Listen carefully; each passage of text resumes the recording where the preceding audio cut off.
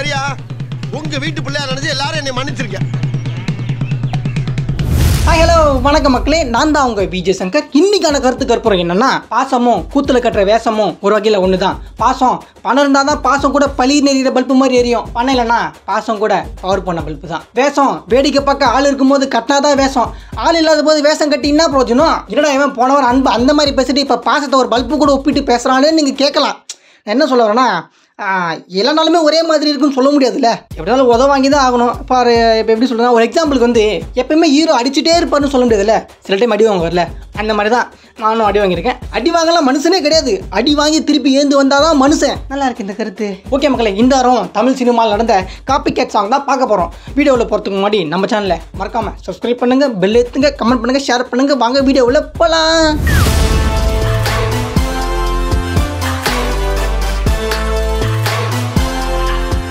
நம்ம ஃபர்ஸ்ட் பார்க்க போற காப்பி கேட் சாங் என்னன்னா,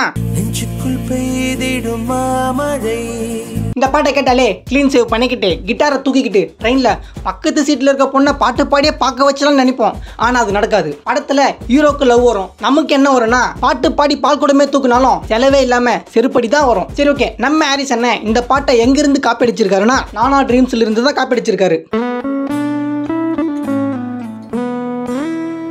இது அது இல்ல.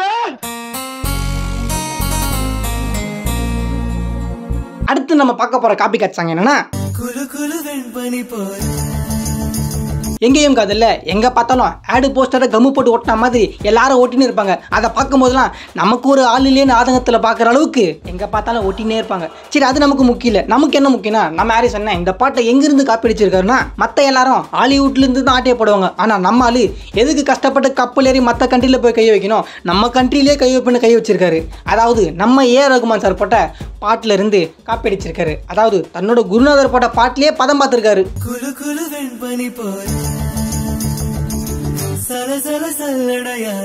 இது அது இல்ல.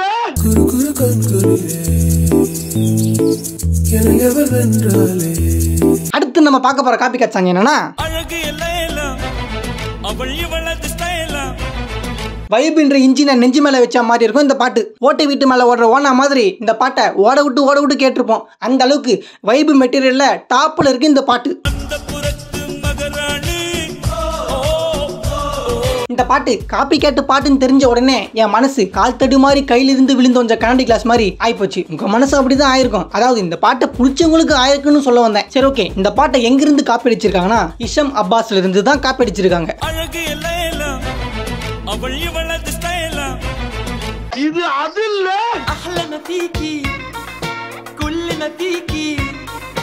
அடுத்து நம்ம பார்க்க போற காப்பி கேட் சாங் என்னன்னா, என்னை காணவில்லையே நேற்றோடு எங்கும் தேடி பார்க்கிறேன் காற்றோடு. இந்த பாட்டை கேட்டாலே எங்க அண்ணன் எக்ஸாம்ல பிட் அடிச்சு எச்ஓடி கிட்ட மாட்டி எதுவும் பேச முடியாம வாதாடுற வக்கீல வாய் அமிதா நின்று பாக்குற மாதிரி இந்த பாட்டை அமிதா நின்று பார்ப்பான்.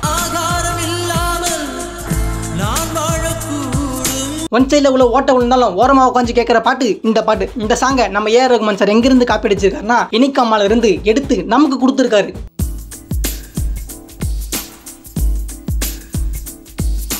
இது அது இல்ல.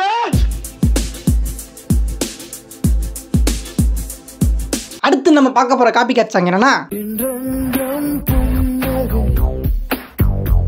அலைப்பாயுது எல்லாம் 1000 வாட்டி பார்த்தாலும் மறுபடியும் பார்க்க வைக்கும். அந்த அளவுக்கு ஆயமான காதலை காட்டின படம் தான் அலைப்பாயுது. இந்த பாட்டை சின்ன வயசுல கேட்கும் போதெல்லாம் மாதவன் மாதிரி எச்சட்ட மண்டையில மாட்டிக்கின்னு சைக்கிள்ல மாட்டு வண்டியை ஓவர்டேக் பண்ணி மாசு காட்டுவோம். அந்த அளவுக்கு எனர்ஜி ஏத்துற பாட்டு தான்.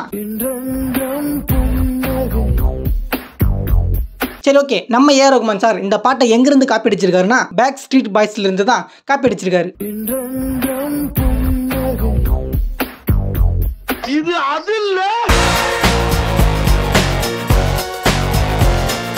ஓகே மக்களே, இதுதான் தமிழ் சினிமாவில் நான் கண்டுபிடிச்ச காப்பி கேட் சாங்ஸ். நீங்களும் இந்த மாதிரி ஏதாச்சும் ஒரு காப்பி கேட் சாங்ஸை பார்த்துருந்தா அதை கமெண்ட்ஸ் வந்து சொல்லுங்கள். அதை நான் பார்த்து தெரிஞ்சுக்கிறேன், வீடியோலையும் போட்டுறேன். இதே மாதிரி அடுத்த ஒரு வீடியோவில் நான் உங்களை வந்து சந்திக்கிறேன். அது வரைக்கும் உங்களிருந்து விடைபெறுவது நான் உங்களில் ஒருவன் விஜய் சங்கர். மறக்காமல் நம்ம சேனலை சப்ஸ்கிரைப் பண்ணுங்கள், பெல் ஏற்றுங்க, கமெண்ட் பண்ணுங்கள், ஷேர் பண்ணுங்கள். பாய்.